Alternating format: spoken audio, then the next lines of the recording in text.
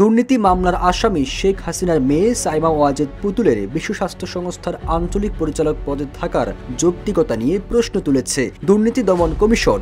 WHO এর পরিচালক পদ থেকে পুতুলকে সরাতে পররাষ্ট্র মন্ত্রণালয়কে চিঠি দিয়েছে দুদক। এদিন সাবেক কৃষিমন্ত্রী আব্দুস শহীদ ও সাবেক মন্ত্রিপরিষদ সচিব কবির বিন আনোয়ারের বিরুদ্ধে অবৈধ সম্পদ অর্জনের অভিযোগে মামলা করেছে দুদক। এ তথ্য জানিয়েছে দুদকের মহাপরিচালক আক্তার হোসেন। সম্প্রতি পূর্বাঞ্চলে নতুন শহর প্রকল্পে নিয়ম ভেঙে অবৈধভাবে রাজুকের 10 কাঠা প্লট জালিয়াতি করায় সাইমা ওয়াজেদ পুতুলকে আসামি করে মামলা করে দুদক। হুকুমের আসামি করা হয় তার মা শেখ হাসিনাকে। দুদকের মহাপরিচালক জানান, প্রভাব খাটিয়ে বিশ্ব স্বাস্থ্য সংস্থার পদ বাগিয়ে নেওয়ার অভিযোগের অনুসন্ধান চলছে। এমন মামলার আসামি কোন ক্ষমতার বলে স্বাস্থ্য সংস্থার আঞ্চলিক পরিচালকের দায়িত্বে থাকেন তা জানতে পররাষ্ট্র মন্ত্রণালয়কে চিঠি দিয়েছে দুদক।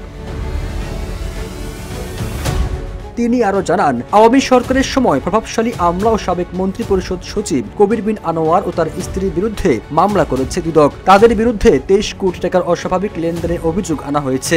সন্দেহজনক লেনদেন ও অবৈধ সম্পদ অর্জনের অভিযোগে সাবেক কৃষিমন্ত্রী আব্দুস শহীদ ও তার স্ত্রীর বিরুদ্ধেও মামলা হয়েছে বলে জানান দুদক মহাপরিচালক। এদিকে গেল বছরের 30 অক্টোবর প্রধান উপদেষ্টার প্রেস উইং জানায়, আর্থিক ও ফৌজদারি মামলা থাকায় পুতুলের মাধ্যমে বিশ্ব স্বাস্থ্য সংস্থার সঙ্গে কাজ করতে চায় না বাংলাদেশ সরকার। তাই এখন থেকে তার পরিবর্তে WHO এর সঙ্গে সরাসরি কাজ করতে সংস্থাটিকে চিঠি দেওয়া হয়েছে।